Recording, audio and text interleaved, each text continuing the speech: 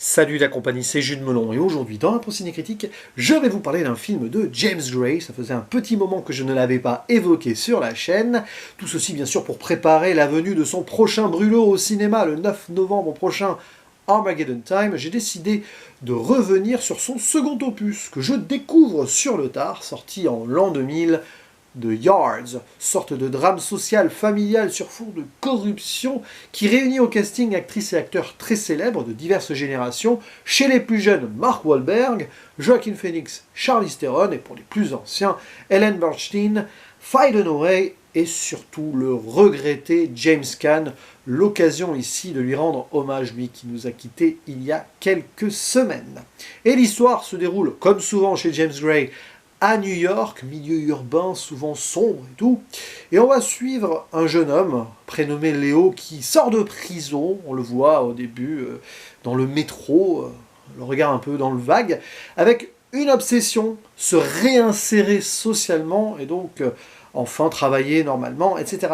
Sauf que il va avoir deux choix.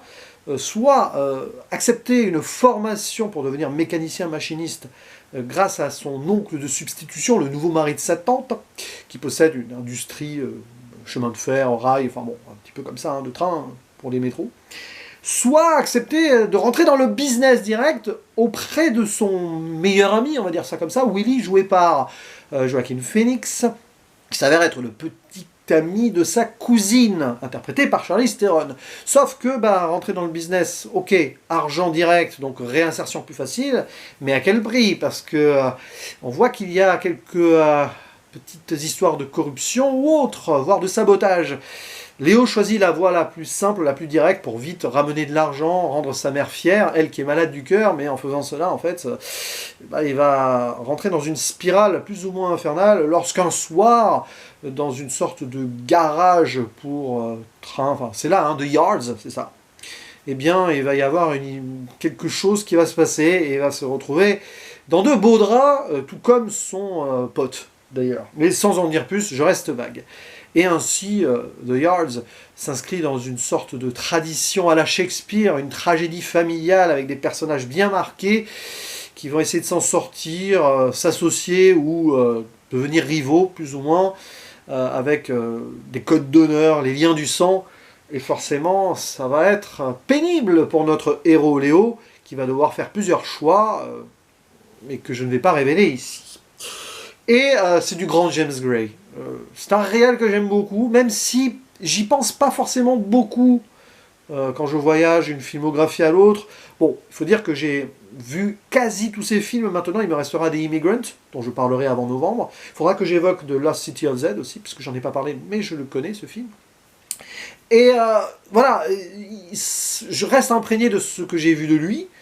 Mais après, voilà, je pense à d'autres choses, etc. Mais à chaque fois que je tombe sur un de ces films, notamment son dernier à date, Ad Astra, qui a été dans les premiers de 2019 dans mon classement, eh bien, il y a quelque chose. Ce monsieur, derrière la caméra et dans son écriture, a une force particulière, déjà avec un côté classique, entre guillemets, là c'est pas un mauvais terme, c'est vraiment du cinéma à l'ancienne, avec des histoires à l'ancienne, très codées, habituelles. On ne cherche pas d'ailleurs ici à trop dénouer les nœuds de l'intrigue, c'est pas important, mais avec cette saveur, cette ambiance, cette atmosphère qu'il insuffle à chacune de ses réalisations, et une écriture des personnages remarquable. Il faut savoir ici qu'il collabore au scénario avec un certain Matt Reeves, et ça se sent. On prend son The Batman, sorti cette année, et on voit ici quelques noirceurs autour des personnages, autour des situations qui sont comparables. Après, évidemment, c'est des contextes différents. Mais bon. Et ici, voilà, c'est une sorte de descente aux enfers pour toute une famille. Tout est quand même déjà bien établi au début. Le fils qui sort de prison, la mère qui est malade du cœur, l'oncle, le nouveau mari qui essaye de s'intégrer lui-même, en fait, en tant que potentiel vraiment membre de la famille à part entière, ce qu'il est, mais au-delà de son côté patriarche, chef d'une entreprise, le petit ami de la cousine, sachant que la cousine et Léo sont très proches, et en plus il est ami, enfin il y a tout un lien là-dedans qui va faire qu'à un moment ça va se compliquer dès que ils vont être en danger et devoir faire des choix entre sauver le business, sauver la famille à part entière, ou l'un d'entre eux qui est dans de beaux draps.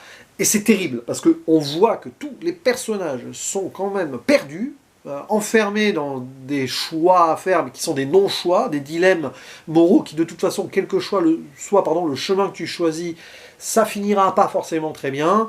Et puis, bien sûr, quelques complexités qui vont se rajouter, notamment autour du personnage de la cousine. J'en dis pas plus.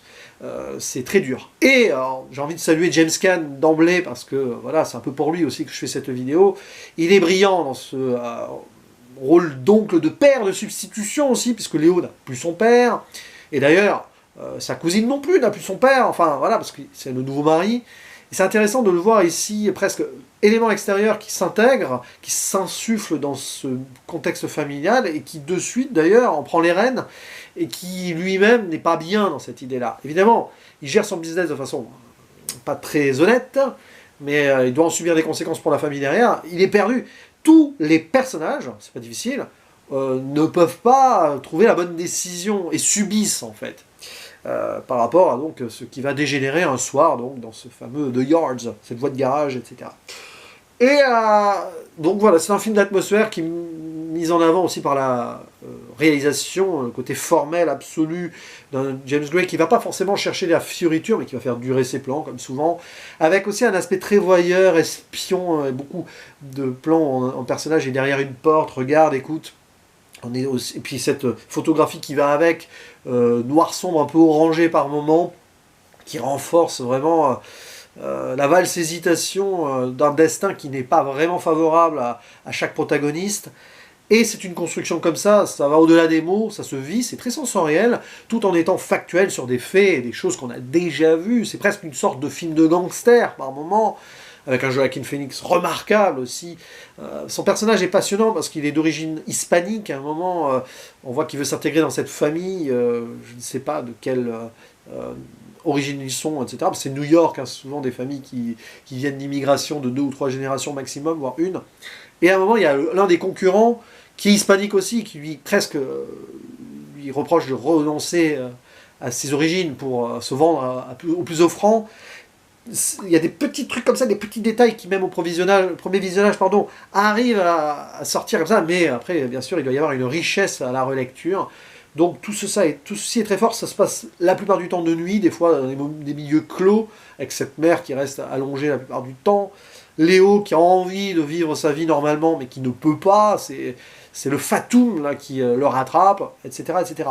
Et j'en viens à Mark Wahlberg, parce que c'est un acteur que j'aimais pas trop peut-être à une époque, c'est pas mon préféré non plus, mais je le vois maintenant dans des films, ces derniers temps, de plus en plus forts, avec des vrais auteurs derrière qui savent le diriger. Et c'est vrai qu'après Boogie Nights, par exemple, là encore, une très belle prestation, l'un de ses meilleurs rôles, je pense. Je reverrai bientôt Phénomène de Night Shyamalan, on verra, parce que je sais qu'il a été critiqué pour cette performance, mais bon, avec plus de recul, peut-être que j'y verrai autre chose. Je n'ai pas encore vu No Pain No Gain, par exemple. Mais c'est un acteur qui, quand il y a quelqu'un derrière, eh bien, il sait donner les choses. Avec ce côté un peu candide, cette fausse innocence qui jaillit de lui, il est parfait pour ce rôle, clairement. Et puis tous derrière, voilà, il n'y a pas un acteur, une actrice qui dénote, hein. Tout simplement. La musique aussi très discrète derrière, je crois que c'est Howard Shore, hein, je vais vérifier, ouais c'est ça. C'est brillant. Et puis bien sûr le jeu sur les rails, hein, le premier plan, le métro qui arrive, comme ça il sort du tunnel, puis à la fin, hop, le métro part dans l'autre sens, d'ailleurs. Voilà, j'en dis pas plus, évidemment, mais etc. Et puis dernière chose, aspect autobiographique, comme dans Little Odessa.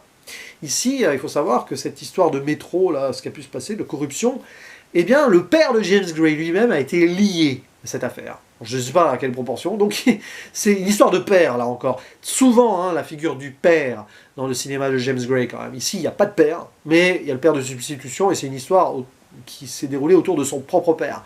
Donc vous imaginez un peu le délire. Je pense qu'il y a beaucoup de catharsis aussi dans le cinéma de Monsieur James Gray. Bref, n'hésitez pas à dire en commentaire ce que vous pensez de ce The Yards, bien sûr, si vous attendez avec impatience son prochain film, et globalement, si vous aimez ou non le cinéma de James Gray. Il ne me reste plus qu'à vous dire à la prochaine. Ciao.